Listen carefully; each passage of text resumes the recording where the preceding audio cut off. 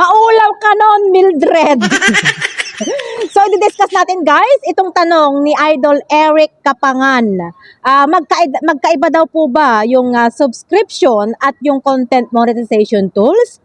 Yes po, magkaiba po yan. Ito kasing subscription guys, kapag monetize na tayo dyan, magkakaroon po tayo dyan ng earnings mula sa ating mga audience na kahit hindi pa tayo monetize sa content monetization tools. Kumbaga, magkakaroon ka lang ng earnings dyan kapag may nag-subscribe sa'yo. Pero kung wala, nga.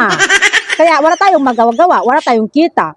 Pero, kapag dito ka naman na monetize sa content monetization tools, magkakaroon ka naman dito ng earnings mula sa ating mga content na pinupost, yung kagaya doon sa ating photo, text post, video, at sa stories. Depende po yan guys sa dami ng qualified views, engagement, at average watch time. So ito yung pinaka-the best guys na monetization tools ni Meta. Kaya dapat sikapin mo ang gumawa ng mga original and valuable content para ma-monetize ka na sa content monetization tools.